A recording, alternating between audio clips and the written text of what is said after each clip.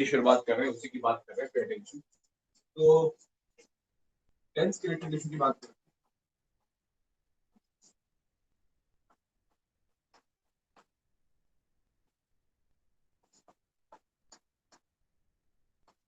But अगर हम dense connective tissue की बात करते हैं तो हमारे पास दो तरीके के डेंस कनेक्टिव टिश्यू है। आप डायग्राम में खुद समझ जाएंगे। एक है रेगुलर और एक है इरेगुलर। आप डायग्राम देखिए, एक डायग्राम है, दूसरा डायग्राम। ये फिब्रोब्लास्ट है जो बना रहा हूँ, फिब्रोब्लास्ट साइटोफॉर्मिक सेल्स।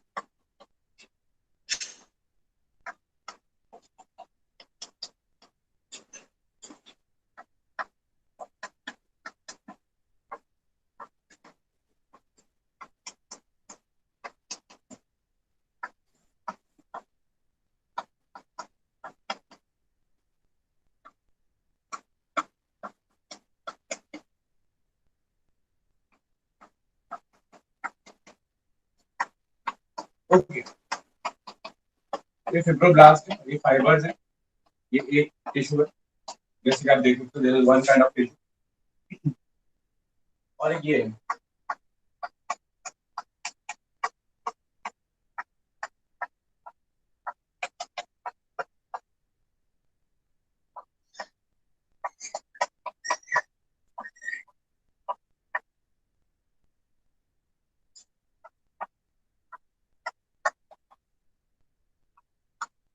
तो इन दोनों डायग्राम में से देख के आप बता सकते हैं कि कौन सा वाला रेगुलर है, कौन सा वाला इरेगुलर है ना। आप डायग्राम में देख के बता सकते हो कि इस वाले के अंदर एक ऑर्गेनाइज्ड पैटर्न है फाइबर्स का, फिब्रोब्लास्ट का, एक ऑर्गेनाइज्ड पैटर्न।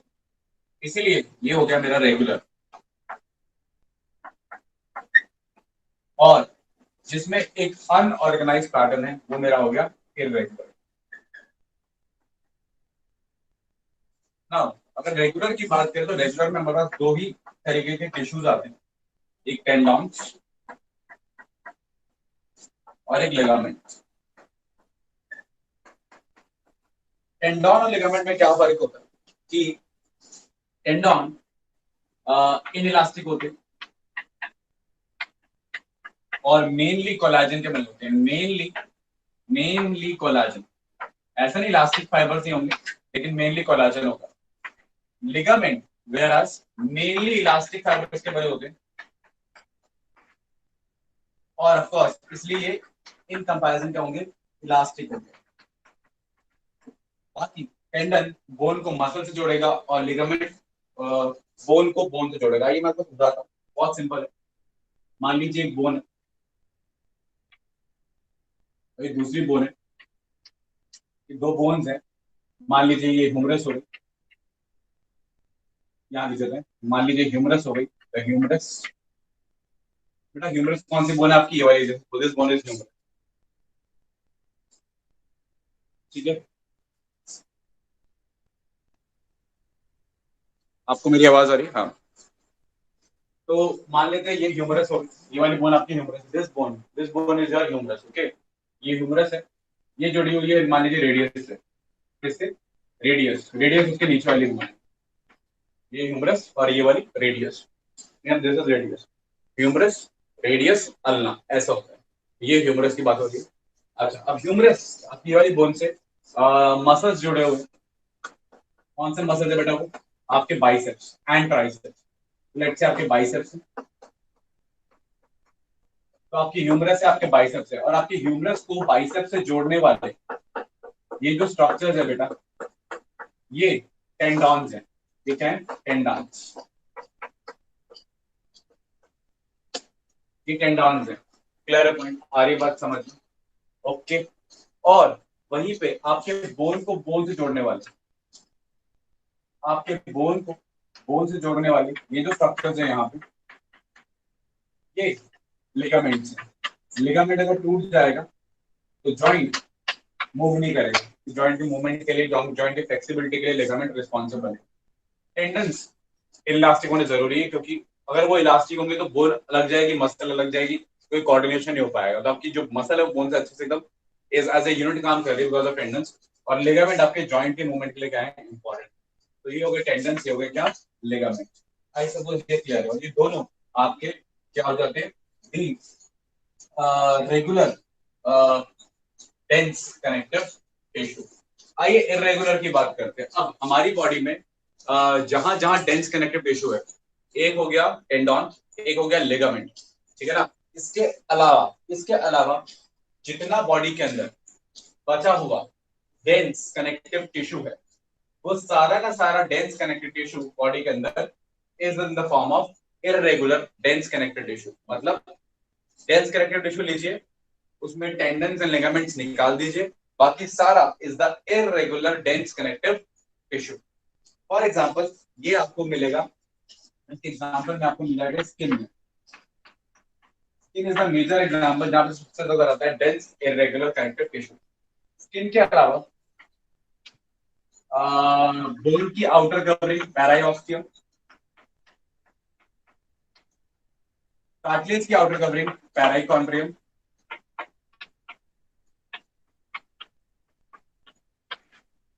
पैराऑस्टियम, पैराऑस्टिया, पैराइकॉन्ड्रियम, ठीक है ना, ये सब, और इवन स्किन, ठीक है ना, ये सब आपका डेंस इरेगुलर कनेक्टिव टिश्यू के अंदर आएगा। इवन किडनी के बाद बाहर अगर किडनी की लेयर्स होती है ना, एक एडिपोज टिश्यू की लेयर होती है, एक फाइब्रस लेयर होती है, तो वहां पे भी आपको मिल जाएगा। सो देयर आर मल्टीपल, बहुत सारी जगह जहाँ आपको यहाँ पे डेंस इरेगुलर कनेक्टिव टिश्यू मिल जाएगा। इवन हार्ट का पेरिकार्डियम, हार्ट का पेरिकार्डियम, और जैसे हार्ट का पेरिकार्डियम होता है, ठीक है, वैसे लंग्स में क्या होता है, pleural membrane. Even pleural membrane, ठीक है ना, वो भी कैसे है, dense irregular connective skin, pericardium, pleural membrane, periosteum, pericardium, they all are in short term as dense irregular connective tissue. I suppose ये बातें क्लियर है, इसमें कोई डाउट नहीं है, तो बता दीजिए और आगे बात करें।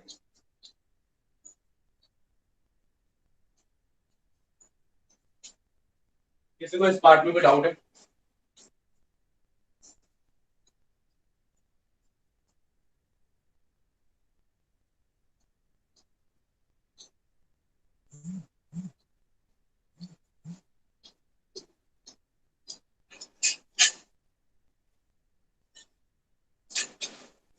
किसी को इस पार्ट में कोई डाउट? यहाँ पे, यहाँ पे, यहाँ पे, I suppose this all is clear. आगे बात करें।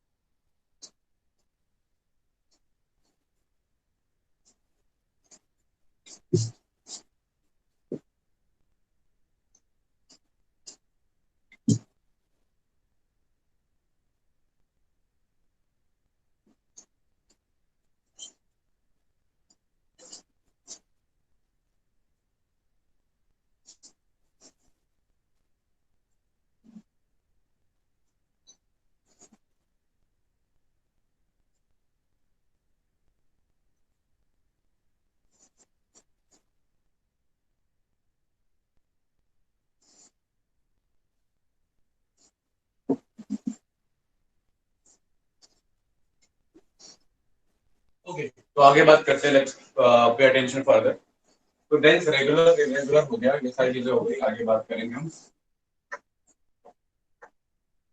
आगे हमारे पास अगला टाइप का टिश्यू है, ठीक है ना।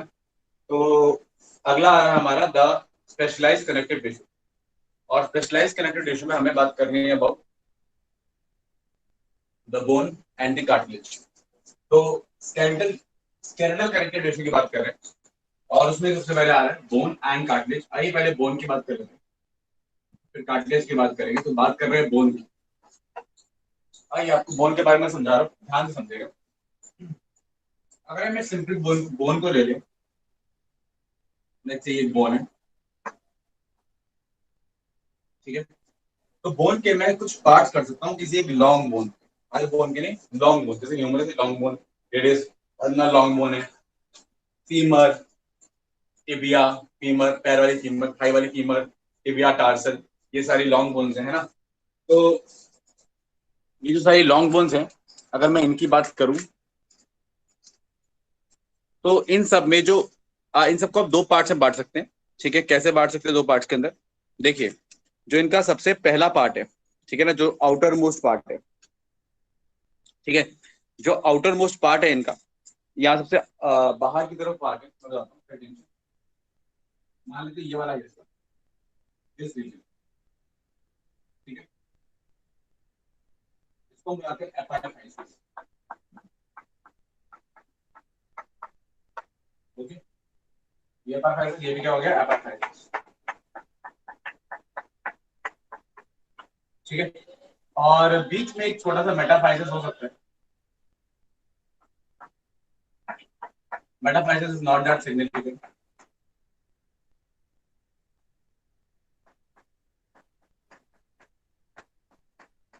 और सबसे बीच में यहाँ पे डायाफाइसिस है।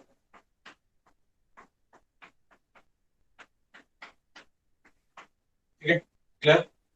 ओके, तो एपिफाइसिस, मेटाफाइसिस, डायाफाइसिस। अब मेटाफाइसिस का नेम क्या है? Epiphysis and the diaphysis, main यही है। ठीक है, अब मेरी बात ध्यान से सुनेगा। आपके एपिफाइसिस में एक और चीज होती है छोटी सी, एक कार्टिलेजिनस प्लेट होती है। ये क्या है बताया मैंने, कार्टिलेजिनस प्लेट। ठीक है, ऑफ कोर्स, है ना। तो ये हो गई कार्टिलेजिनस प्लेट। कार्टिलेजिनस प्लेट, इसको हम यहाँ लिख देते हैं, जैसे कार्टिलेजिनस प्लेट, इसको बोलते हैं एपिफाइसियल प्लेट।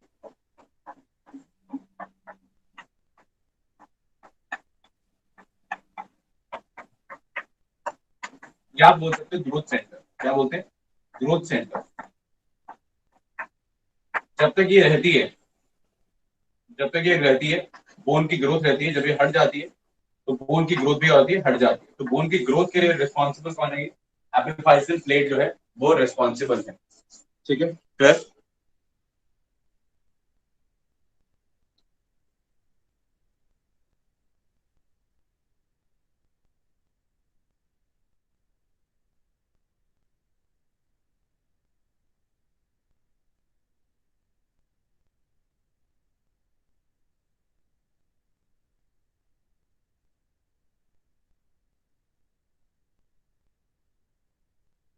हाँ, तो मैं ये बता रहा था कि ये यहाँ पर एपिफाइसियल प्लेट है, और ये एपिफाइसियल प्लेट जो है वो ग्रोथ के लिए इंपॉर्टेंट है। जब तक ये रहेगी ग्रोथ रहेगी, जब ये हट जाएगी तो ग्रोथ क्या हो जाएगी? बंद हो जाएगी। ठीक है, क्लियर? ओके, और समझिएगा, जब एक पर्सन फीटस होता है ना, जब आप फीटस थे या मदर्स के वूम के अंदर थे, तब आपकी बॉडी में पूरे एपिफाइसिस डायफाइसिस हर जगह, अगर इसको मैं अंदर से दिखाऊं, इसको मैं अगर ऐसे कट कर दूं, ऐसे कट कर दूं, तो ये हिस्सा कट जाएगा ऐसे।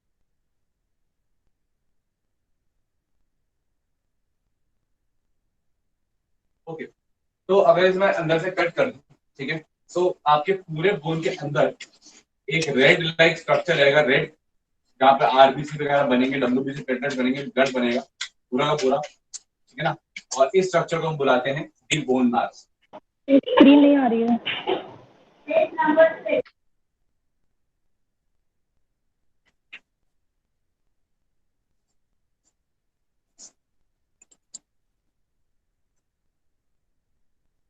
अब क्लियर है?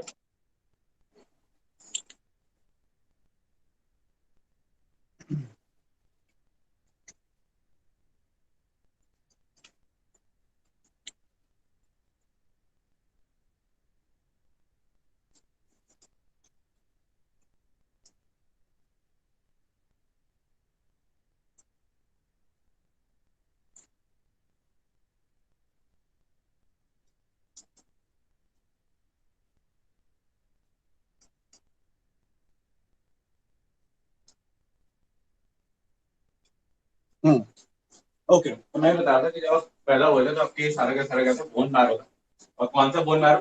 दी रेड बोन मैरो। विच बोन मैरो? दी रेड बोन मैरो।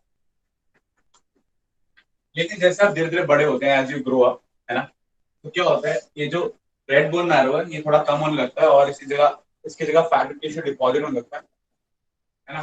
जब फैट टिश्यू डिपॉजिट होने लगेगा ना, तो रेड बोन मैरो की जगह मैक्सिमम बोन मैरो आपका बीच में स्पेसिफिकली डायाफाइसिस के अंदर जो बन जाएगा येलो बोन मैरो। कौन सा बोन मैरो? दी येलो बोन मैरो।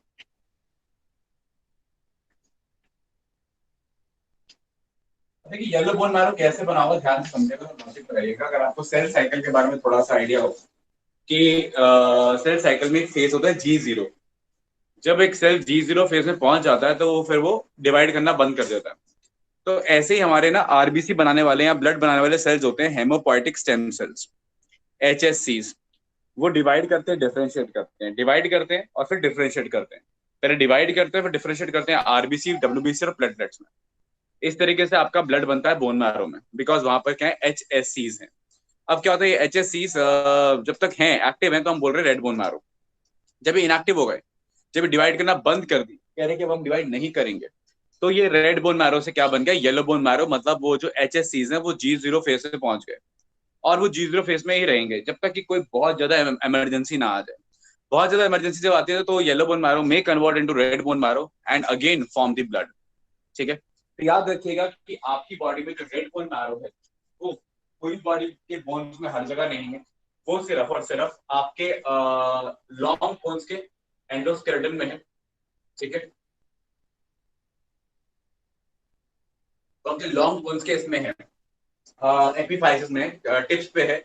और वो डायाफाइसिस के अंदर, यहाँ पर डायाफाइसिस के अंदर वो प्रेजेंट नहीं है। क्लियर? अच्छा, लॉन्ग बोन्स में कौन कौन सी आ जाएंगी? आपकी अपेंडिक्स की बोन्स, सॉरी अपेंडिक्स करो, अपेंडिकुलर स्केलेटन की बोन्स, आपके अपेंडिजेस, हाथ और पैर की बोन्स। ये हो गई ह्यूमरस, रेडियस, अल्ना। पैर की थाई की बात करें तो फीमर, फिर नीचे टिबिया, टार्सल। ये है आपकी लॉन्ग बोन्स। ठीक है ना, मतलब यहीं पे रहेगा सिर्फ बोन मैरो। इसके अलावा girdles, shoulder girdle and the hip girdle, the pelvic girdle. तो पेल्विक गर्डल और द पेक्टोरल गर्डल, यहाँ पे रहेगा रेड बोन मैरो। और लॉन्ग बोन्स की टिप्स पे रहेगा रेड बोन मैरो। बाकी सारा आपका येलो बोन मैरो हो चुका है। ठीक है ना। हाँ, जब फीटस थे तब सारा का सारा मेजर क्या था, रेड बोन मैरो था। मतलब येलो बोन मैरो की रेड बोन मैरो से ही डिराइव हुआ है। ठीक है, I suppose this is very much clear ना। अब ये तो हुआ एक बोन का बेसिक स्ट्रक्चर। अब मैं इसका एक इंटरनल स्ट्रक्चर आपको बताने जा रहा हूँ, ध्यान दीजिएगा। मैंने इतना पार्ट ले रहा हूँ बोन का, सिर्फ इतना पार्ट है ना, सिर्फ इतना पार्ट ले रहा हूँ और इतने पार्ट को दोबारा ड्रॉ कर रहा हूँ आपको समझाने के लिए। अब मैं इतने पार्ट को बड़ा सा बना के दिखाता हूँ ताकि आपको समझ में आए कि क्या चल रहा है अंदर।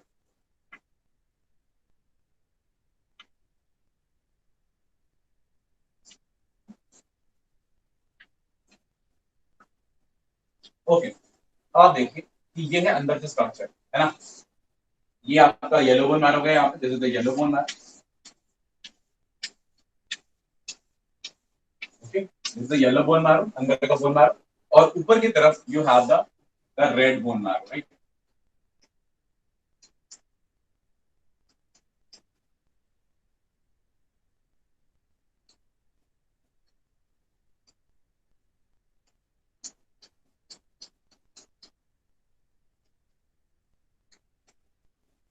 Okay, so very simple, this is the red,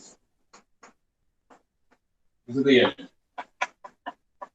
Okay, that is not important. This is epiphysis, ये पता आपको, this is epiphysis and this is your diaphysis, है ना। ओके, अब आप बोन के अगर हम ध्यान देखें, हमें बोन में जो एक्चुअल डिपोजिशन है वो तो ये वाला हिस्सा है ना।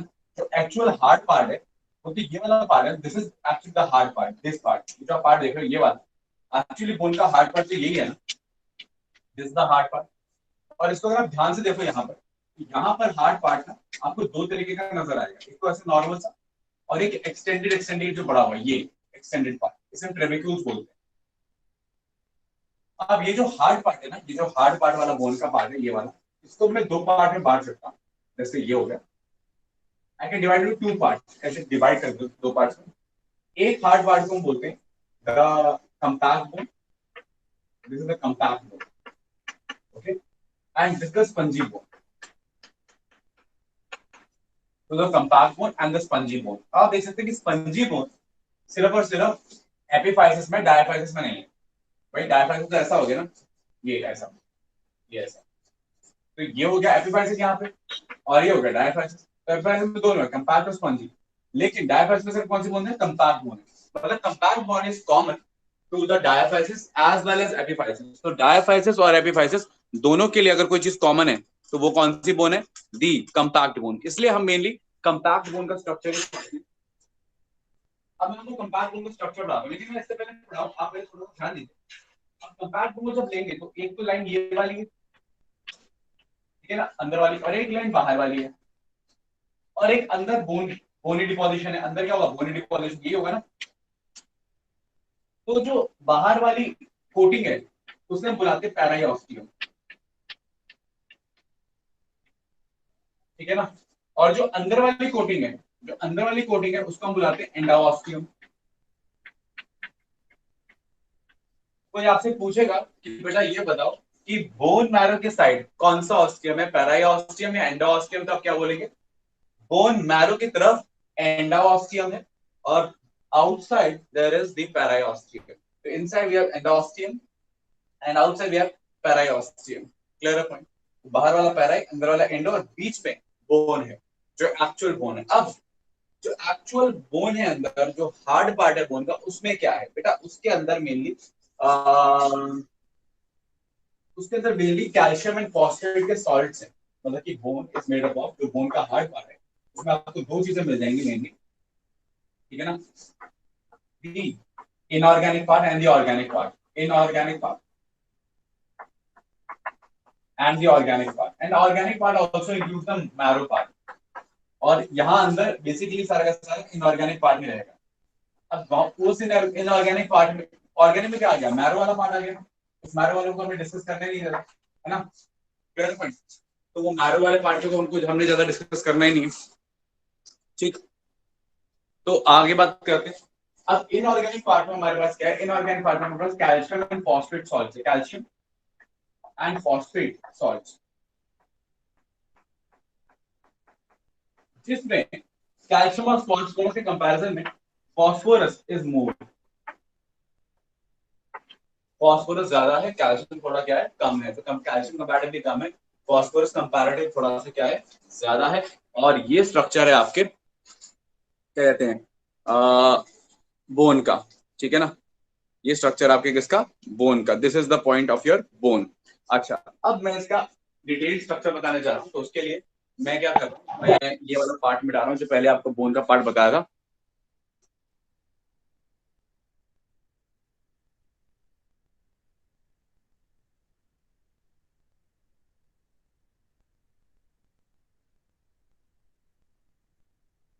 किसी को कोई डाउट है?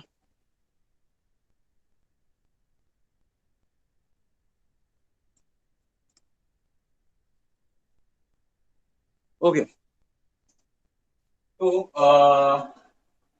इसको मिटा रहे हैं, इसको मैंने मिटा दिया यहाँ पे। अब मैं आपको इसका हार्ड स्ट्रक्चर होता है, अब वो स्ट्रक्चर बता रहा हूँ जो एनसीईआरटी में डायग्राम दिया होगा। अब क्या किया मैंने?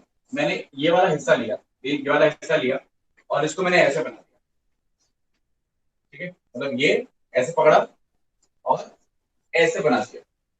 बताता हूँ, ये आ गया पहला ऑस्टियम, इस तरह है ना, ये पहला ऑस्टियम आ गया, है ना। और इधर आ गया एंड ऑस्टियम।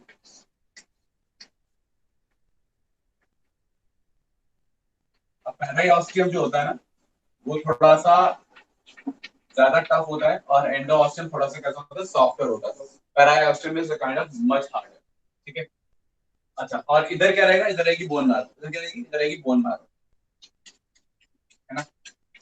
एंडोस्टियम की तरफ we have what? We have the bone marrow. This is the endosteum. Endosteum.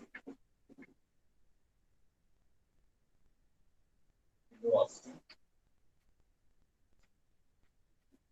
Okay, तो एंडोस्टियम हो गया, और उधर पैराऑस्टियम हो गया, और बीच में देखिए ये है बोन का हार्ड वाला हिस्सा। अब इसमें क्या हो रहता है? इसमें पे अटेंशन, बहुत इंटरेस्टिंग स्ट्रक्चर रहता है। इसमें क्या रहता है? आप देखते हैं एक बीच में कैनाल्स है, और इन कैनाल्स को बुलाते हैं हैवर्शियन कैनाल्स। हैवर्शियन कैनाल्स, और इन हैवर्शियन कैनाल्स के अराउंड आपको रिंग्स नजर आएंगी, कॉन्सेंट्रिक रिंग्स नजर आएंगी।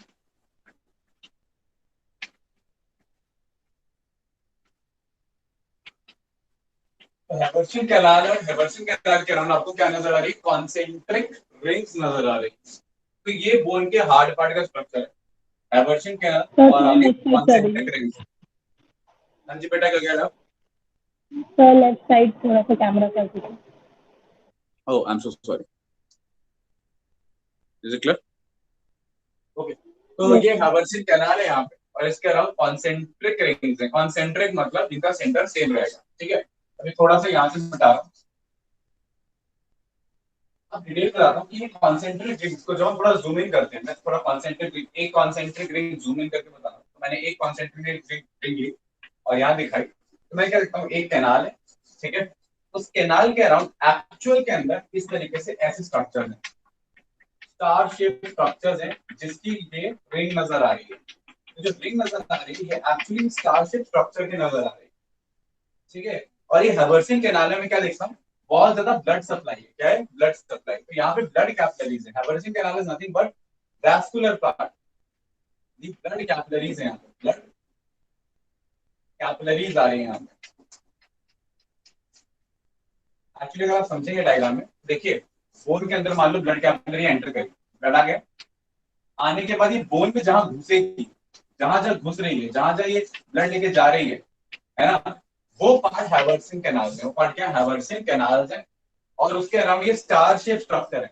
जब मैंने इस एक स्टार शेप स्ट्रक्चर को बड़ा करके देखा कि ये एग्जैक्टली है क्या, तो मुझे कुछ ऐसा स्ट्रक्चर नजर आया। पे अटेंशन, ध्यान दीजिएगा। मुझे नजर आया कुछ ऐसा स्ट्रक्चर,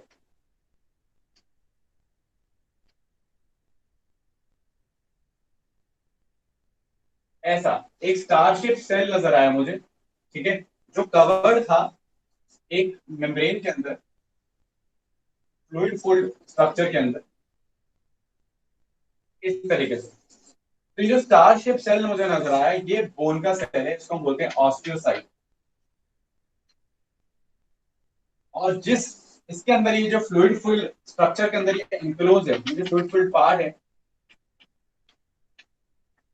इन्हें हम बोलते हैं लैक्यूने। तो lacunae is the fluid full structure, ठीक है। और वो कवर करता है पूरे के पूरे ऑस्टियोसाइट को। और ऑस्टियोसाइट की ये एक्सटेंशंस निकले हुए हैं जो प्रोटोप्लाज्मिक प्रोसेस है इसके, मतलब प्रोटोप्लाज्मिक प्रोसेस।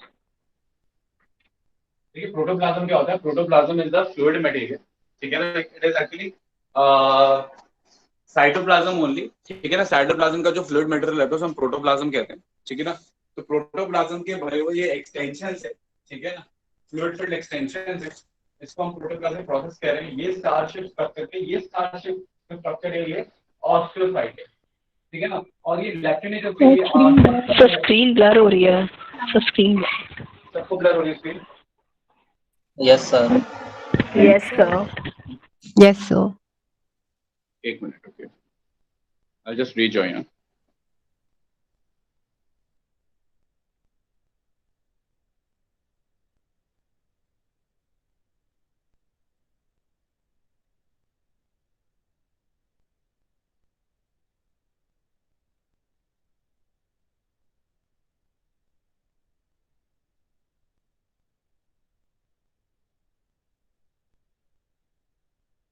अच्छा स्टूडेंट्स, पता है कभी कभी क्या होता है कि समटाइम्स व्हाट हैपेंस इज कि किसी का कॉल आ जाता है, किसी का मैसेज आ जाता है, क्योंकि चलाता हूँ फोन से रहे ना, we are not using like kind of handycam or something. So when call or like message comes, तो क्या होता है कि स्पीड ना थोड़ी सी एकदम फ्लक्चुएट कर जाती है। तो for a time being screen थोड़ी सी ना ब्लर हो जाती है। तो उसको थोड़ा परेशान मत हुआ कीजिए, थोड़ा सा वेट किया कीजिए, स्क्रीन अपने आप ठीक हो जाएगी, ठीक है। अभी क्लियर है स्क्रीन? Yes, sir. ओके, तो लास्ट क्या सुना था आपने जब स्क्रीन क्लियर थी? Protoplasmic special. Okay, मैं बस ये बता रहा था कि प्रोटोप्लाज्मिक प्रोसेस होता है कि वो चल क्या रहा है ना, तो बहुत सिंपल सा कॉन्सेप्ट है कि हाइड्रोजन कैनाल में ब्लड आ रहा है, ब्लड से न्यूट्रिएंट्स पास हो रहे हैं, वो ऐसे आए आए आए, यहाँ से ब्लड से न्यूट्रिएंट्स आए, लैक्टिन में गए न्यूट्रिएंट्स, लैक्टिन से न्यूट्रिएंट्स सेल्स ऑस्टोसाइट्स में चले गए। इनकमिंग भी ऐसे ही है, आउटगोइंग भी ऐसे ही है ना। तो अब मैं अगर सारी की सारी चीजों को कंपाइल करूं टुगेदर तो मैं क्या समझता हूँ, मैं समझता हूँ कि बोन का जो हार्ड वाला पार्ट है, इसकी जो इनर कवरिंग है वो एंडोऑस्टियम है, आउटर कवरिंग पेराऑस्टियम। इसके बीच में वी हैव स्ट्रक्चर जहाँ पे ब्लड कैपिलरीज हैं, उनको हमने हैवर्सन कैनाल बोल दिया। उनके अराउंड रिंग के अंदर, एक रिंग की फॉर्म में, एक नहीं दो नहीं, एक दो तीन चार काफी रिंग्स की फॉर्म में, कॉन्सेंट्रिक रिंग्स की फॉर्म में ऑस्टियोसाइट्स अरेंज है। तो ऑस्टियोसाइट का अरेंजमेंट रिंग फॉर्म में है, कॉन्सेंट्रिक रिंग की फॉर्म में है, ठीक है। In the hard part of the bone, in the bone, ठीक है। आपके एनसीईआरटी में एक डायग्राम बना है, कुछ ऐसा ही बना है, ठीक है ना।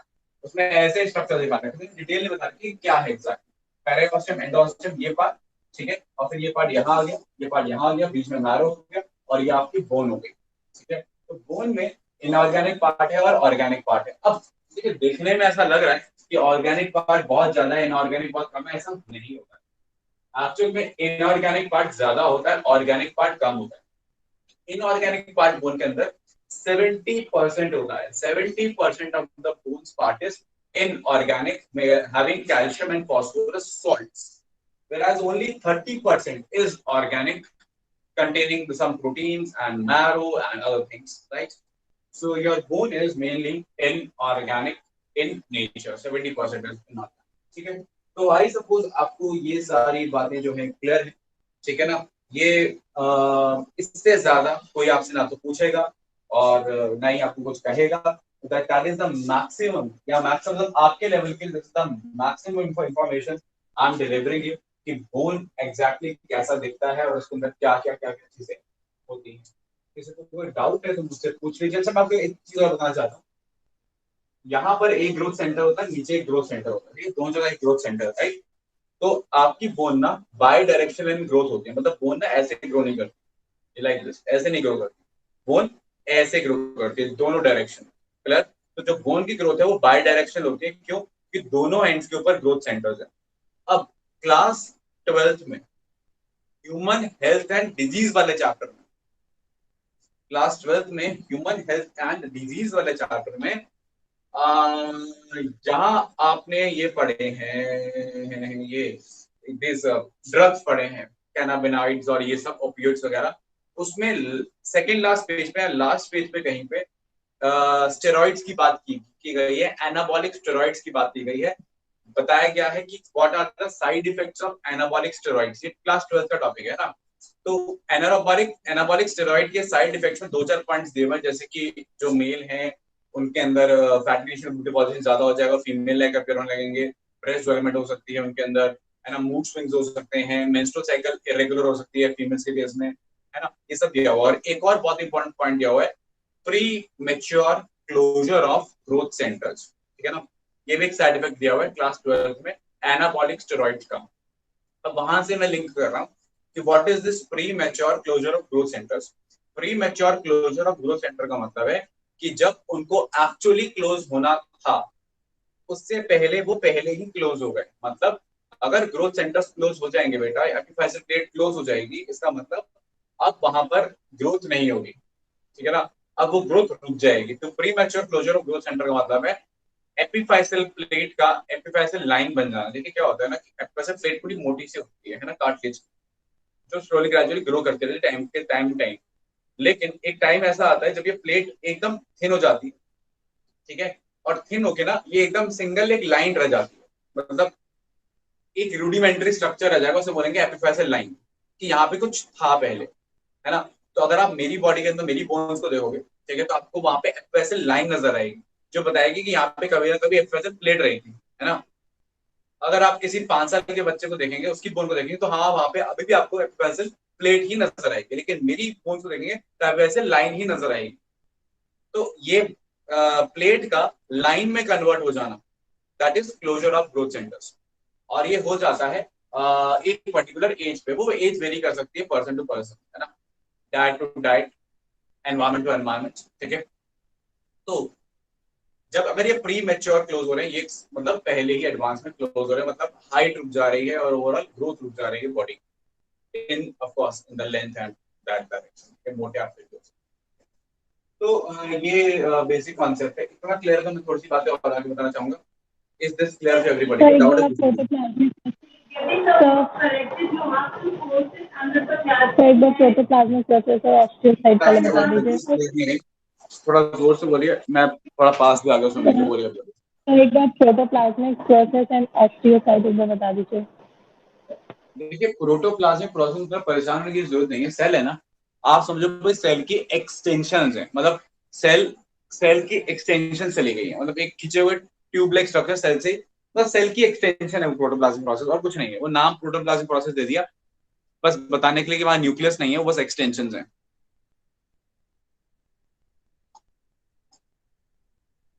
क्लियर है पॉइंट? Yes sir.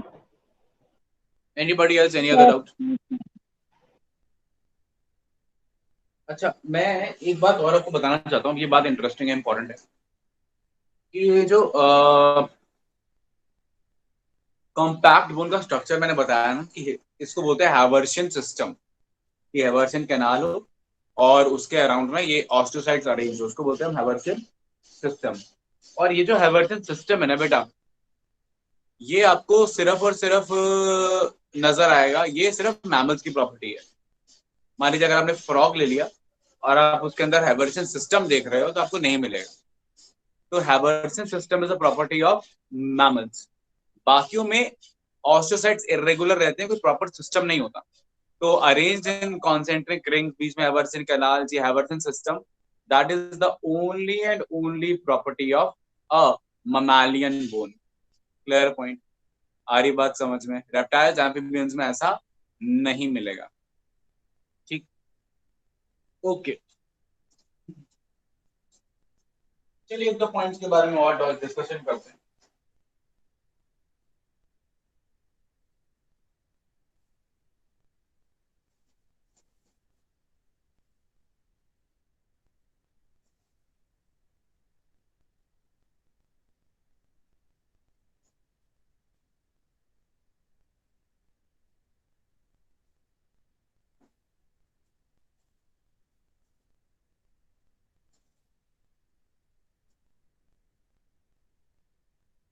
चलिए नाउ वेट, आपको कुछ बातें बताऊं कि बोन में 70% inorganic, okay, and 30% organic material. क्या टेंशन, ध्यान सुनिएगा. बोन को अगर मैंने हीट किया, अगर मैंने उसको गर्म कर दिया, बोन को अगर हम हीट करेंगे तो कौन सी बात है, कंबस्ट कर जाएगा ऑर्गेनिक मटेरियल, बच जाएगा सिर्फ इनऑर्गेनिक पार्ट, और बोन स्टिफ हो जाएगी. कैसे हो जाएगी? स्टिफ हो जाएगी. क्यों? देखिए बोन अपनी इनऑर्गेनिक पार्ट की वजह से स्टिफ है, और ऑर्गेनिक पार्ट की वजह से थोड़ी सी फ्लेक्सिबल है. तो अगर आपने उसका ऑर्गेनिक पार्ट हटा दिया तो उसमें सिर्फ इनऑर्गेनिक पार्ट बचेगा और बोन कैसे हो जाएगी? स्टिफ और हार्ड हो जाएगी. राइट? अब यही अगर मैंने बोन को एसिड से ट्रीट किया, HCl से ट्रीट किया, तो फिर इनऑर्गेनिक पार्ट सॉल्ट्स हैं वो एसिड के साथ रिएक्ट में डिसॉल्व हो जाएंगे और बचेगा सिर्फ ऑर्गेनिक पार्ट, जिसको हम उसका लिविंग पार्ट भी बोलते हैं, और बोन फ्लेक्सिबल हो जाएगी. मतलब आप फ्रॉग की बोन लीजिए, उसे HCl में डिप कीजिए, बाहर निकालिए, बोन फ्लेक्सिबल हो जाएगी. क्लियर? आ रही बात समझ? नॉर्मली जो बोन होती है वो नॉन पैलिएबल होती है, ठीक है, लेकिन अगर आप HCl डाल देंगे तो थोड़ी सी फ्लेक्सिबल हो जाएगी. क्यों? क्योंकि उसमें से इनऑर्गेनिक पार्ट सर का सर डिजॉल्व हो जाएगा. हाँ, अगर उसे आपने किसी बेस में डिप किया, NaOH में या KOH में, स्ट्रॉन्ग बेस में, तो there is going to be no effect. Base का कोई खास इफेक्ट बोन के ऊपर नहीं होगा. ठीक है, तो ये बातें आप याद रखिएगा. Okay, okay. अब एक छोटा सा कॉन्सेप्ट है, there is something known as remodelling of bone. Remodelling of bone अब बोन की अगर हम रीमॉडलिंग की बात करें तो बोन की रीमॉडलिंग का मतलब है कि इसमें दो तरीके के सेल्स होते हैं, एक होते हैं osteoblast, these bone forming cells, और एक osteoclast which are nothing but macrophages, पहले कल ही बताया मैंने, मॉडिफाइड मैक्रोफेजेस का ग्रुप, ठीक है ना। ऑस्टियोक्लास्ट ओल्ड बोन को डिग्रेड करेंगे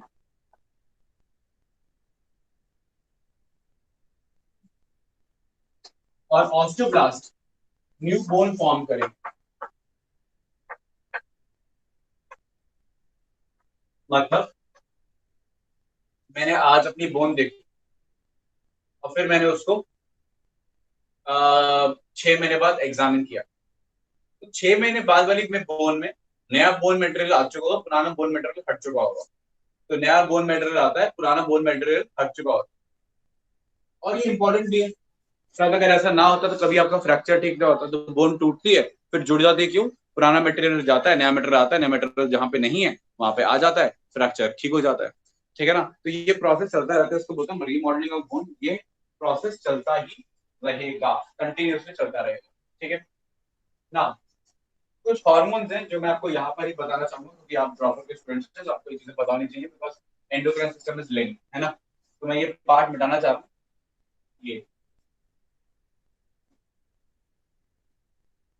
ये अब ये पार्ट इंपॉर्टेंट है, ये कुछ चीजें लिंक करेगा। आपको पता है कि बोन में कैल्शियम डिपोजिशन होता है, और बोन में कैल्शियम डिपोजिशन करने वाला जो हार्मोन है, जो बोन में कैल्शियम डिपोजिशन करेगा, कहाँ से? ब्लड से।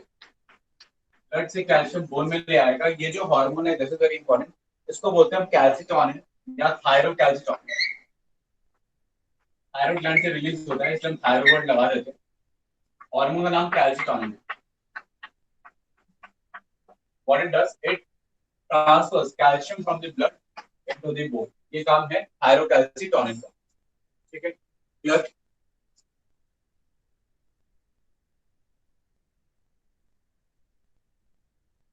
ओके, अब इसका रिवर्स समझते हैं। इसका रिवर्स क्या है, पे अटेंशन। अब मान लेते हैं कि रिवर्स में बोन का कैल्शियम ब्लड में लेके जाना है, बोन का कैल्शियम ब्लड में लेके जाना है, ये काम करना है। तो ये काम करने के लिए हमारे पास एक हार्मोन है जो थायराइड का दोस्त पैराथायराइड ग्लैंड, वहां से रिलीज हो रहा है, इसको बोलते हैं पैराथायराइड। याद रखिएगा, आपके एंडोक्राइन में भी आएगा। तो वी हैव अ थायरोकैल्सिटोनिन जो ब्लड कैल्शियम को बोन में डिपॉजिट कर रहा है, और पैराथॉर्मोन जो बोन के कैल्शियम को ब्लड में क्या कर रहा है, लेके जा रहा है। क्लियर, आ रही बात समझ में।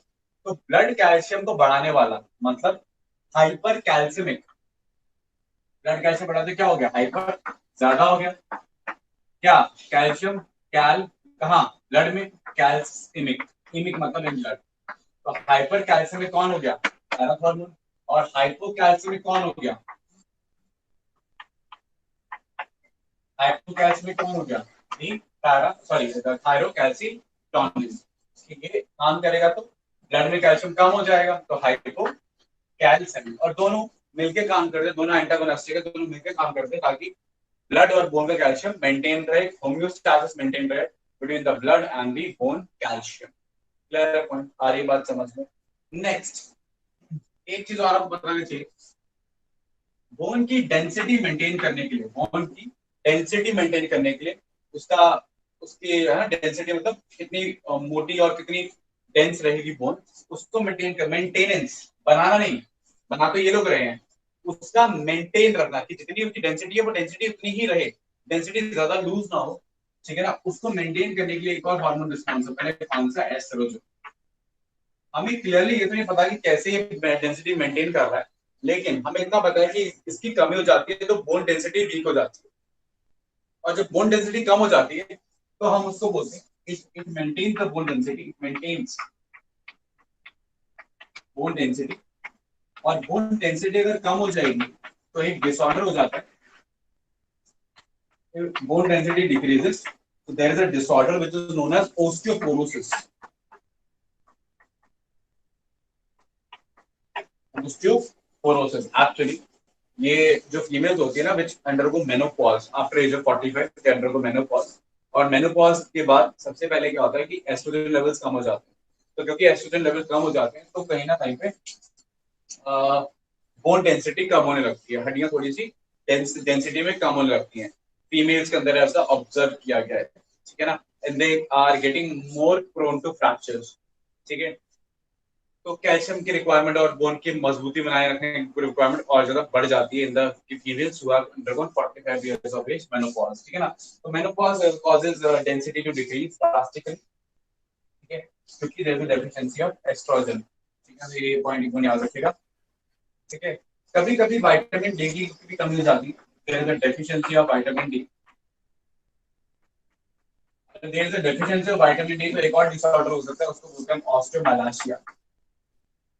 ऑस्टियोमैलाशिया इसको जनरल टर्म दिया गया, और बच्चों में in children it is also known as rickets. बात एक ही है, बोन में कैल्शियम की कमी हो जाना, दैट इज ऑस्टियोमैलाशिया, उसको बोलते हैं rickets in children, osteomalacia in general. और ये क्यों हो जाएगा? Because of the deficiency of vitamin D.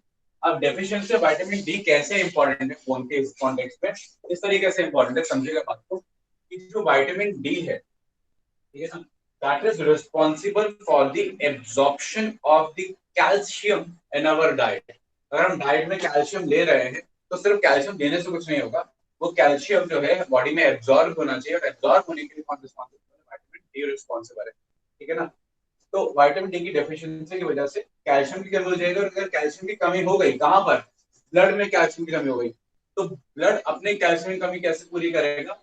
Bone से कैल्शियम ब्लड में आ जाएगा, और जब बोन से कैल्शियम ब्लड में आ जाएगा तो एक्चुअली बोन में कैल्शियम कम हो जाएगा, और अगर बोन में कैल्शियम कम हो गया तो दैट इज नोन एज ऑस्टियोमैलाशिया या रिकेट्स हो जाएगा, ठीक है। क्लियर है पॉइंट? आ रही बात समझ में? तो that is all about the other extra information. Extra नहीं बोलेंगे उसको, ये सारी एनसीईआरटी की इंफॉर्मेशन है आसपास इधर उधर से, लेकिन डायरेक्टली इस चैप्टर में नहीं है, ठीक है। तो बोन के बारे में आप जितना जान सकते हो, मैंने आपको सारी चीजें रिलेट कर दी, बोन का रिमॉडलिंग, बोन से रिलेटेड हॉर्मोन्स, बोन से रिलेटेड विटामिन, बोन का स्ट्रक्चर, एंड बोन का पूरा पूरा जितना भी इंफॉर्मेशन आपके लेवल पे होनी चाहिए, बोन मैरो, ठीक है ना, होना चाहिए। तो कंप्लीट पैकेज ऑफ बोन मैंने आपको डिलीवर कर दिया। किसी को कोई डाउट है तो पूछ लीजिए, वरना आगे बात करें।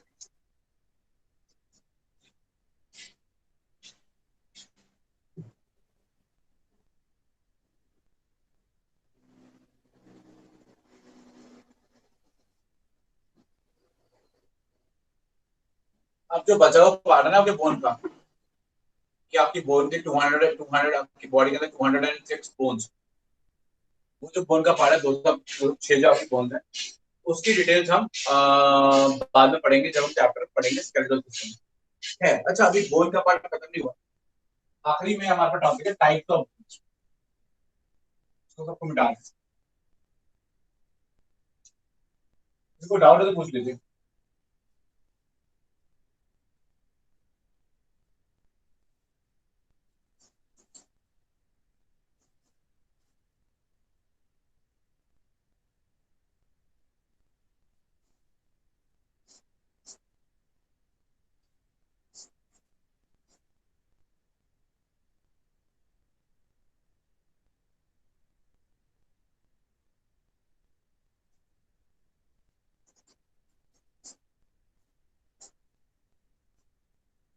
ओके, तो हम टाइप्स ऑफ बोन्स की बात कर रहे हैं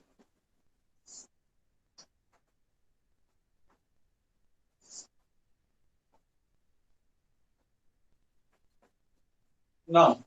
टाइप्स ऑफ बोन्स के अंदर हमारे पास देखिए, आपको कॉन्सेप्ट सुनाता हूँ। जब आप एम्ब्रियो होते हैं ना, जब आप पर्सन इज एन एम्ब्रियो, ठीक है ना, एम्ब्रियो के अंदर जो मैक्सिमम एंडोस्केलेटन है, एम्ब्रियो के अंदर जो मैक्सिमम एंडोस्केलेटन है वो होता है कार्टिलेज। क्या होता है वो? कार्टिलेज।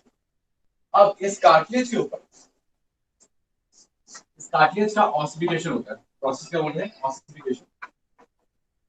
और कार्टिलेज का ऑसिफिकेशन होने से ये बन जाता है बोन में कन्वर्ट हो जाता है, ठीक है ना। क्लियर पॉइंट, आ रही है बात समझ? ओके, अब ऐसी बोन्स जो कार्टिलेज के डायरेक्ट ऑसिफिकेशन से बनी है, ठीक है ना, यानी हमारी मोस्ट ऑफ द बोन्स, उसको बोलते हैं हम कॉन्ड्रल बोन्स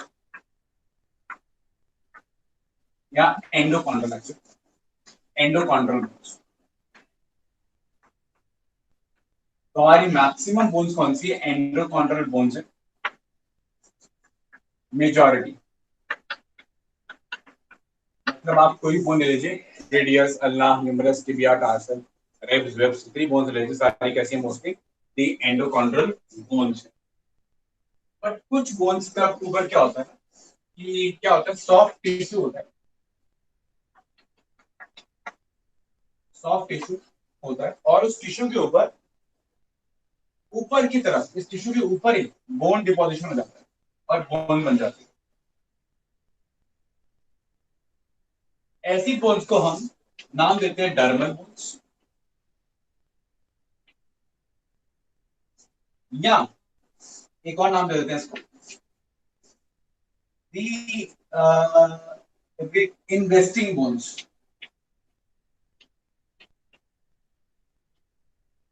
क्योंकि ये स्किन के ऊपर या सॉफ्ट टिश्यू पे इन्वेस्ट हो गई। एंडोकॉन्ड्रल बोन्स का भी एक और नाम है, they are known as replacing bones, क्योंकि ये रिप्लेस करके होंगे। तो रिप्लेसिंग वर्सेस इन्वेस्टिंग या एंडोकॉन्ड्रल वर्सेस डर्मल बोन्स। ये जिसका भी एग्जांपल है, एक आध थोड़ी बोन्स है, एग्जांपल है इसका आपकी स्कल की बोन्स। तो आपकी स्कल की बोन्स है वो एक्चुअली आपकी डर्मल बोन्स है, वो आपकी इन्वेस्टिंग बोन्स है, वो एंडोकॉन्ड्रल नहीं है, वो कार्टिलेज के रिप्लेसमेंट से नहीं बनी है, वो सॉफ्ट टिश्यू के ऊपर बोन टिश्यू डिपॉजिट हो गया, ठीक है। कभी कभार ऐसा भी होता है कि टेंडॉन्स, टेंडॉन जानते हैं आप लोग? यस, अभी पढ़ाया मैंने टेंडॉन्स। टेंडॉन्स के ऊपर टेंडॉन्स का ऑसिफिकेशन हो जाता है। अभी तक देखिए हमने पढ़ा था क्या क्या ऑसिफिकेशन किसका हो रहा था? ऑसिफिकेशन हो रहा था किसका? कार्टिलेज का। तो कभी कभी टेंडन्स का भी ऑसिफिकेशन हो जाता है, और तब हम उस बोन को नाम देते हैं दी सेसमॉइड बोन।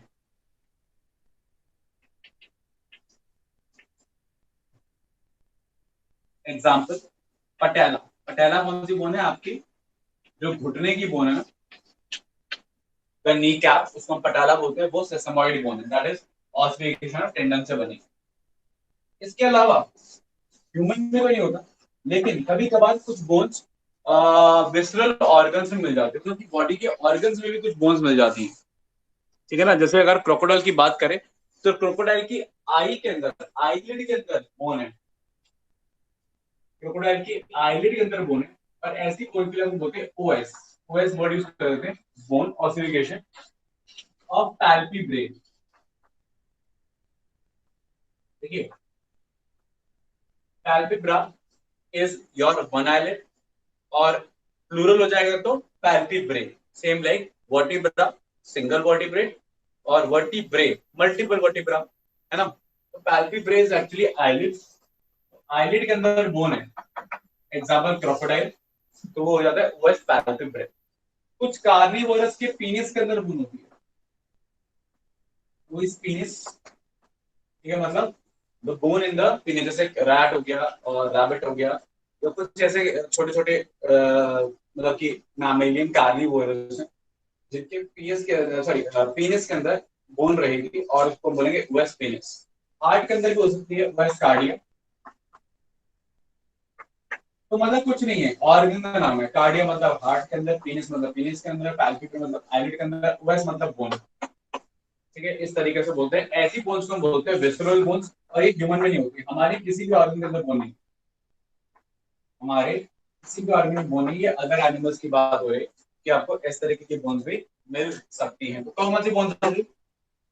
ह्यूमन के अंदर ये तीन, और एक्स्ट्रा के अंदर ये आ गई। तो ह्यूमन के अंदर मैक्सिमम बोन्स एंडोकॉन्ड्रल है, जो कार्टिलेज से ड्राइव हुई है, मतलब जो एम्ब्रियो थे सारी बोन एक्चुअल में कार्टिलेज थी, और कार्टिलेज हटता चला गया और बोन डिपॉजिट होती चली गई।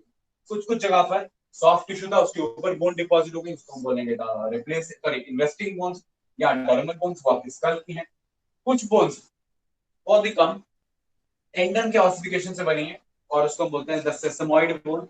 और ऑफ कोर्स हमारे अंदर नहीं, लेकिन कुछ एनिमल्स के अंदर कुछ बोन्स ऑर्गन के अंदर होती हैं, तो उसको हम बोलते हैं हम बस ऑर्गन का नाम लिख देते हैं और बाहर ओएस लगा देते हैं प्रीफिक्स में, तो बताने के लिए कि किस ऑर्गन के अंदर बोन है। आईलिड के अंदर तो पैल्पेब्रे, पेनिस के अंदर पेनिस, और हार्ट के अंदर है तो कार्डिया। तो that is all about the bones. इससे ज्यादा बोन्स के बारे में हम बात नहीं करेंगे।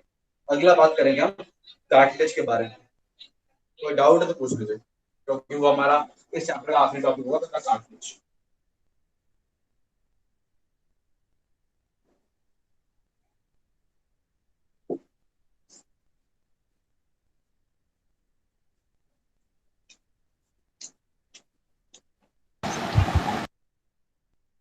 सर ओएस क्या बता रहे हैं? बेटा ओएस बताया ना, ओएस मतलब ऑसिफाइड, जो कि बोनी है। ओएस मतलब बोनी, बोन है वहां पे, ऐसे लिखा जाता है।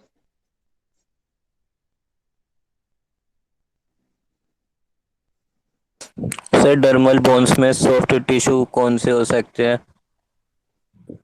हाँ जी, सर डर्मल बोन्स में सॉफ्ट टिश्यू कौन से हो सकते हैं? बेटा सॉफ्ट टिश्यू में या तो आपका सॉफ्ट टिश्यू का मतलब आपका ये डेंस कनेक्टिव टिश्यू हो सकता है, और डेंस कनेक्टिव टिश्यू हो गया। कभी कभार क्या होता है ना कि एक लूजली फॉर्म्ड नया नया फॉर्म्ड कार्टिलेज भी हो सकता है। मतलब ये जो कार्टिलेज है जिसमें ऑर्गेनिक पार्ट बहुत ज्यादा, वैसा भी हो सकता है। तो सॉफ्ट टिश्यू में आपका connective tissue, dense connective tissue हो सकता है, और आपका सॉफ्ट कार्टिलेज भी हो सकता है। बस फर्क ये है कि वो रिप्लेस नहीं हो रहा, उसके ऊपर बोन डिपॉजिट हो जा रही है। Got it? Okay sir. Anybody else any other doubt?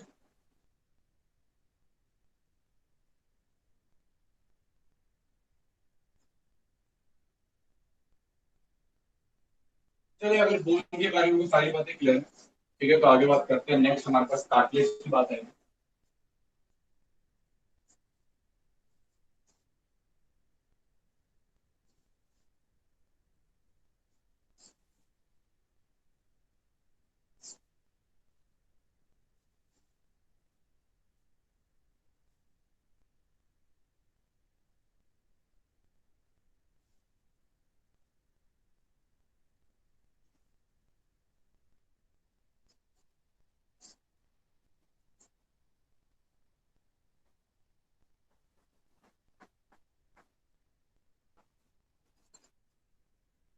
Okay, अगर हम कार्टिलेज की बात करें, ठीक है, तो पे अटेंशन। कार्टिलेज की अगर हम डायग्राम की बात करें तो इसमें भी, इसमें एक ही लेयर होगी, ठीक है ना।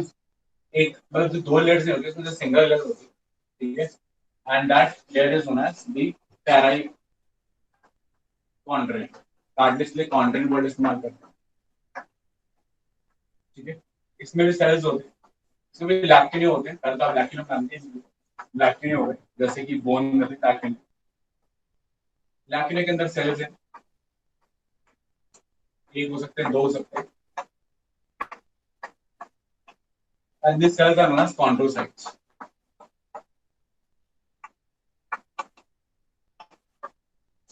ओके, कॉन्ड्रोसाइट्स हो गए, लैक्टिने हो गए, ठीक है। क्या फर्क देख रहे हैं आप? लैक्टिने एक ही था बोन के अंदर, एक सेल के लिए। यहाँ पे एक लैक्टिने के अंदर दो से तीन कॉन्ड्रोसाइट्स हैं, ठीक है। कार्टिलेज जो है वो बोन से कैसे अलग है, पहले बात समझेगा। कार्टिलेज पहले तो पैलिएबल होता है, पैलिएबल होता है, एंड कार्टिलेज सॉफ्ट होता है। पैलिएबल मतलब थोड़ा सा फ्लेक्सिबल, मतलब थोड़ा ऐसे मोड़ सकते हैं, थोड़ा फ्लेक्सिबल हो। जैसे कार्टिलेज आपका कहाँ है, पहले बताओ कार्टिलेज है कहाँ पे? कुछ कार्टिलेज इंपॉर्टेंट कार्टिलेज बताओ। आपके कान में कार्टिलेज है, ठीक है ना, आपका कान पूरा फ्लेक्सिबल होता है ना। और कान में कार्टिलेज है, आपके नोज के टिप में कार्टिलेज है, आपके नोज के सेप्टा में कार्टिलेज है, आपके लैरिंग्स में कार्टिलेज है, आपके ट्रेकिया की रिंग्स में, ट्रेकियल रिंग्स के अंदर कार्टिलेज है, आपके वर्टिब्रे के बीच में इंटरवर्टिबल डिस्क जो है वो कार्टिलेज की बनी हुई है।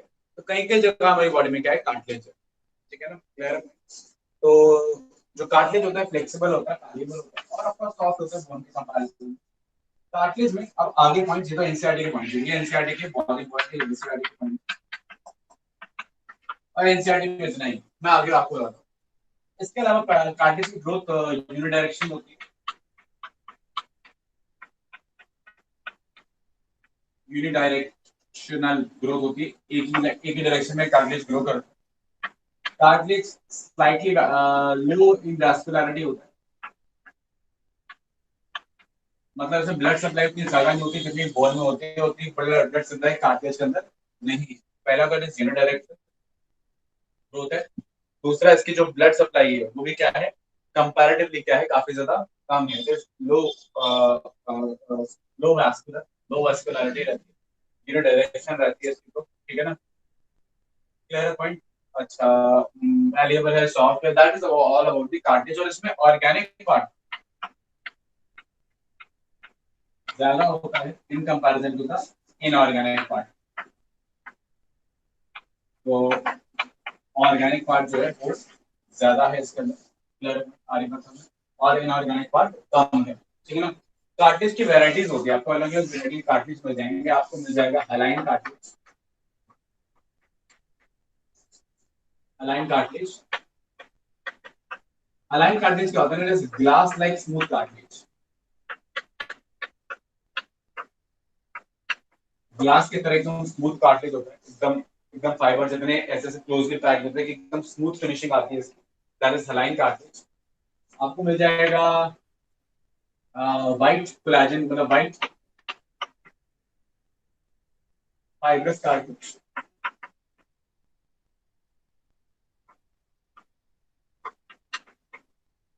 End of course yellow elastic cartilage.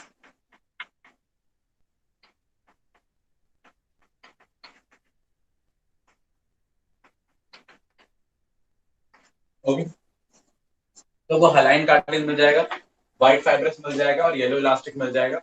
मैं एक आध एग्जांपल बता था, जैसे कि हलाइन कार्टिलेज आपको मिलेगा दो बोन्स के बीच में, एग्जांपल में आ जाएगा आर्टिकुलर कार्टिलेज।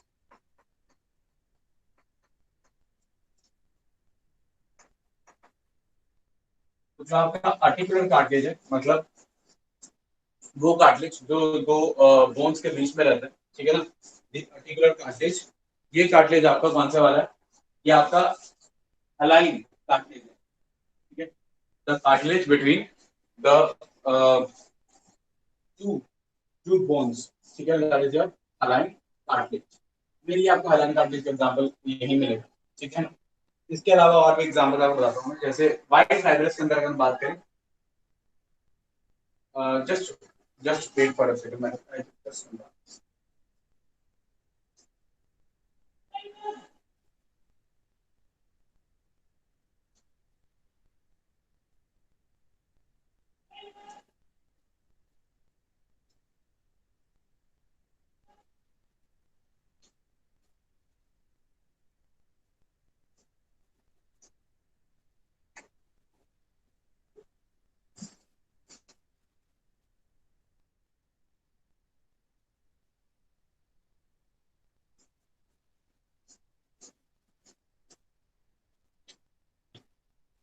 ओके, क्या बता रहा था मैं, हाँ, लेट्स गेट बैक। तो हलाइन कार्टिलेज आपका ये हो गया, जहाँ पे आर्टिकुलर कार्टिलेज मतलब जैसे कि फॉर एग्जांपल आपको बताता हूँ, तो डायग्राम बता रहा हूँ।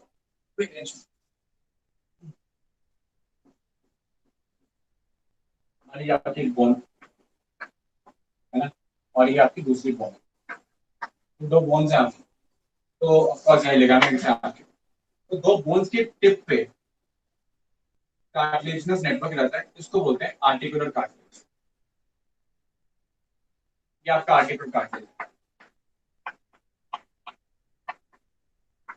ठीक है ना। और ये स्मूथ क्यों है, ये स्मूथ इसलिए है क्योंकि ताकि इजिली ये जो मूवमेंट है आपका इजिली हो सके, फ्लेक्सिबल मूवमेंट हो सके, क्योंकि ये रेजिस्टेंस थोड़ा कम प्रोवाइड करेगा, है ना, क्योंकि स्मूथ होगा, ग्लास लाइक होगा, ठीक है। That is for you align cartilage. Clear point, आगे बात समझते हैं। ओके, आगे समझते हैं व्हाइट फाइब्रस कार्टिलेज। ये आपको कहाँ मिलेगा, ये white okay, white fibrous cartilage आपको मिल जाएगा दो तीन जगह मिल जाएगा, जैसे कि फॉर एग्जांपल अगर हम बात करें आपके नेजल सेप्टा की, आपका नेजल सेप्टा, ठीक है, और मतलब ये वाला पार्ट नेजल सेप्टा, ठीक है। इवन आपका नेक सेप्टा के अलावा अगर हम बात करें, इवन आपका ट्रेकिया, आपकी ट्रेकियल रिंग्स, ठीक है ना। और आपका ये जो रिब्स है ना, जो आपके रिब्स है ना, रिब्स का कॉस्टल कार्टिलेज, रिब्स का कॉस्टल कार्टिलेज, आपके रिब्स में मोस्टली बोन ही होती है, टिप पे कार्टिलेज होता है, जहां पे वो स्टर्नम से जुड़ता हुआ कार्टिलेज रहता है, उसको बोलते हैं कॉस्टल कार्टिलेज। तो नेजल सेप्टा, ट्रैकिया और आपका कॉस्टल कार्टिलेज एग्जांपल देंगे व्हाइट फाइब्रस कार्टिलेज के। इलास्टिक कार्टिलेज, इलास्टिक कार्टिलेज आपको मिलेगा, बड़ा सा ई बनाएंगे, ई से इलास्टिक होता है इसलिए ई बना दिया। अब ई से रिलेटेड बहुत सारी चीजें हैं जहाँ पे आपको इलास्टिक कार्टिलेज मिलेगा, जैसे कि फॉर एग्जांपल ईयर का पिना, ईयर का पिना, पिना क्या होता है आपका, ये जैसा ईयर पिना, इसमें क्या है, इलास्टिक कार्टिलेज है, ठीक है ना। ई से यूस्टाशियन ट्यूब,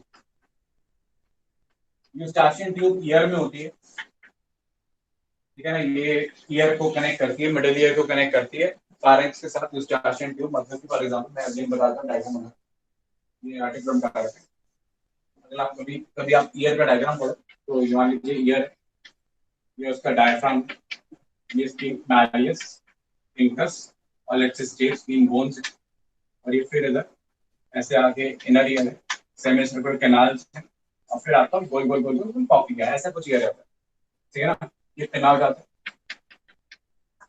या इलास्टिक काटते हैं, फिर ये होती है यूस्टाशियन ट्यूब, ये यूस्टाशियन ट्यूब होती है जो मिडिल ईयर को कनेक्ट करती है फायरिंग के साथ। तो ये जो ट्यूब वाला रीजन है ना, ये वाला, इसके बाहर जो बोनी पार्ट है, जो कार्टिलेज वाला बॉडी, ये तो स्पेस है, जो यूस्टाशियन तो ट्यूब है ना, ये तो स्पेस ही है। इसके बाहर जो इसको सपोर्टिंग कर रहा है, जो कार्टिलेज है, वो कार्टिलेज कौन सा है, वो कार्टिलेज है द येलो इलास्टिक कार्टिलेज। आ रही बात समझ में, ठीक है। यूस्टाशियन ट्यूब हो गया, ईयर पिना हो गया, ठीक है। और इससे एक और चीज होती है एपिग्लॉटिस, एपिग्लॉटिस में वो भी आपका कौन सा कार्टिलेज होता है, येलो इलास्टिक कार्टिलेज जो जाता है कहाँ पे, आपके एपिग्लॉटिस के अंदर हो जाता है। तो एपिग्लॉटिस में आपको येलो इलास्टिक कार्टिलेज मिल जाएगा। तो ईयर पिना, यूस्टाशियन ट्यूब, एपिग्लॉटिस, ये मेजर एग्जांपल हो गए किसके, इलास्टिक कार्टिलेज के, ठीक है ना। So that is what elastic cartilage, that is what white fibrous cartilage, that is what align cartilage। तो ये मतलब अलग अलग जगह पे अलग अलग तरीके का कार्टिलेज रहेगा, ठीक है। ऐसा नहीं है कि येलो इलास्टिक कार्टिलेज में सिर्फ इलास्टिक फाइबर्स मिलेंगे, कोलेजन फाइबर्स भी मिलेंगे, व्हाइट कोलेजन फाइबर्स मिलेंगे, कम मिलेंगे, इसमें भी इलास्टिक फाइबर मिलेंगे, कम मिलेंगे, है ना। तो येलो इलास्टिक दोनों फाइबर्स होते हैं किसी भी कार्टिलेज में, रेशियो के ऊपर हमें नाम दिया है कि व्हाइट फाइबर्स या येलो इलास्टिक। तो कार्टिलेज के बारे में इतनी ही इंफॉर्मेशन है, और आपको बोन भी क्लियर है, कार्टिलेज भी क्लियर है। और अगला टॉपिक हमारा ब्लड है, लिम्फ है, वो मैं आपको नहीं बताऊंगा, आप एनसीईआरटी से खुद पढ़ेंगे, और हम डिटेल में बात तब करेंगे जब हम सर्कुलेटरी की बात करेंगे। फिर उसके बाद अगला टॉपिक है मस्कुलर, जो हम मसल्स में पढ़ेंगे, और फिर है बोन, जो हम स्केलेटल सिस्टम में पढ़ेंगे, फिजियोलॉजी में।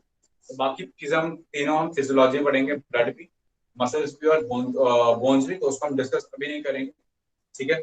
तो अभी के लिए चैप्टर का पार्ट 1 खत्म हो गया। कॉकरोच भी अभी नहीं पढ़ेंगे क्योंकि अगला पार्ट कॉकरोच है, कॉकरोच पढ़ेंगे हम आर्थ्रोपोडा के साथ। तो अगला जो चैप्टर हम शुरू करेंगे आपके साथ, वो होगा दी एनिमल किंगडम, ठीक है। तो अगला टॉपिक हम एनिमल किंगडम पे करेंगे, ठीक है। तो बायोमोलिक्यूल्स मैंने आपको ऑलमोस्ट बता दिया है सारा, आपका सेल हो गया है, आपका स्ट्रक्चरल ऑर्गेनाइजेशन हो गया है, कुछ पार्ट शुरुआ दिए हैं बाद में कराने के लिए, क्योंकि वो बाद में ज्यादा बेटर समझ में आएंगे, अभी पढ़ाने से कोई फायदा नहीं है। क्योंकि मैं आपको बता दूं, मैं अगर भी आपको ब्लड पढ़ा दूंगा, या लेट से मैं अगर आपको मसल्स पढ़ा देता हूँ, फिर मुझे मसल्स जब मैं एक्चुअल पढ़ानी पड़ती है फिजियोलॉजी में, फिर दोबारा वो मसल पढ़ाना होता है, तो that is just nearly wastage of time. तो और हमारे पास यहाँ पर एक साल में 2 साल का सिलेबस करना है, तो जब एक साल में 2 साल का सिलेबस करना है 11th में, तो we can not waste any of the time. तो हम उसे कभी करेंगे जब हम उस टॉपिक पे एग्जैक्टली पहुंचेंगे, और वो बेटर समझ में भी काफी आएगा, ठीक है। तो अब हम सीधा एनिमल किंगडम में चलेंगे। तो इस चैप्टर के रिगार्डिंग किसी को डाउट है पूछ लीजिए, वरना will start with the animal kingdom. Sir जो आपने सबसे पहले स्ट्रक्चर बताया है, सबसे पहले जो स्ट्रक्चर बनाया वो समझा दीजिए एक बार। बेटा क्या बोल रहे हो, जोर से बोल, धीरे बोल जरा, मतलब कि स्लो पेस पे बोल और आवाज तेज रख। सर जो आपने सबसे पहले स्ट्रक्चर बनाया है वो समझा दीजिए एक बार। कौन सा पहला स्ट्रक्चर बताया, ये वाला, इस वाला, यस सर। हाँ तो हाँ जी, यही वाला। ये कार्टिलेज का स्ट्रक्चर है। जैसे कार्टिलेज की आउटर कभी को पेरिकॉन्ड्रिन बोल देते हैं, ठीक है ना। अंदर सेल्स है, ऑफ कोर्स कार्टिलेज के साथ कॉन्ड्रोसाइट्स हो जाएंगे, और सिर्फ ये नहीं, फाइबर्स भी रहेंगे, फाइबर्स भी बनाएंगे, फाइबर्स भी रहेंगे, और कुछ येलो फाइबर्स होंगे, कुछ व्हाइट फाइबर्स होंगे, और कौन से ज्यादा होंगे वो डिपेंड करेगा कौन सा कार्टिलेज है, व्हाइट फाइबर्स है, येलो फाइबर्स। अच्छा, फिर सेल्स रहेंगे, इन्हें कॉन्ड्रोसाइट बोला। Chondrocytes are covered with a fluid filled membrane, और फ्लूइड फिल्ड मेम्ब्रेन को हम लैक्यूने बोलेंगे, क्या बोलेंगे? लैक्यूने। और कोई डायरेक्ट ब्लड सप्लाई कार्टिलेज के पास नहीं होगी, यही बताया मैंने बस। ठीक है,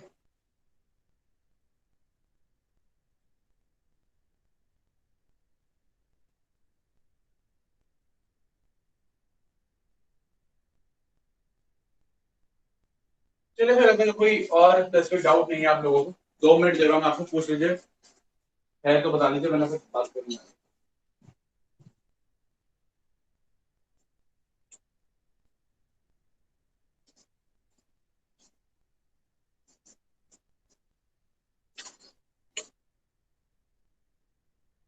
चलिए अभी किसी को कोई अगर कोई स्पेसिफिक डाउट नहीं है, ठीक है, तो मैं नेक्स्ट चैप्टर जो है वो नेक्स्ट क्लास में स्टार्ट करूंगा, एनिमल किंगडम। तो आज की क्लास यहाँ पे खत्म हो गई, and we will talking about next topic in next class. तो you guys can leave the class if you want, जिसको डाउट है तो वो रुक सकता है, बाकी लोग जा सकते हैं। I will be ending the class after 2 minutes, और जिसको डाउट नहीं होता।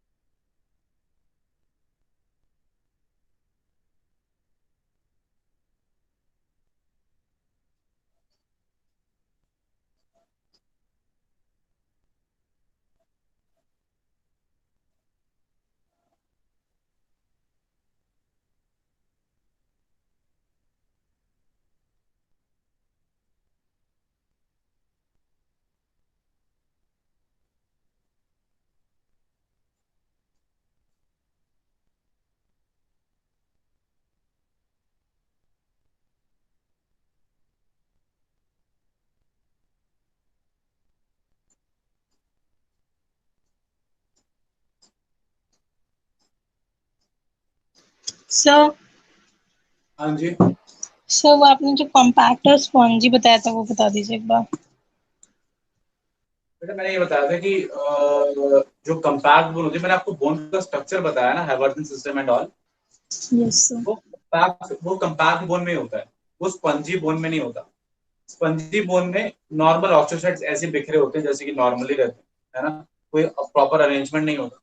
और स्पंजी बोन आपको सिर्फ रेड बोन मैरो के, मतलब कि आपको सिर्फ एपीफाइसिस में मिलेगी, डायफाइसिस में आपको कंपैक्ट बोन ही मिलेगी। मतलब जो मेजोरिटी ऑफ द बोन है वो कंपैक्ट बोन ही है, सिर्फ लॉन्ग बोन्स के टिप्स पे आपको स्पंजी बोन मिल जाएगी, और उसमें हैवर्सन सिस्टम नहीं होता। ठीक है, यही डिफरेंस है बस।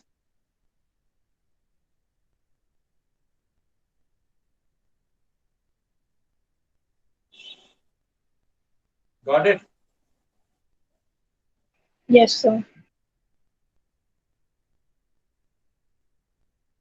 चलिए फिर कोई और डाउट नहीं, तो फिर see in the next class, will start with animal kingdom in the next class. एक बार पढ़ लीजिएगा एनिमल किंगडम, है ना।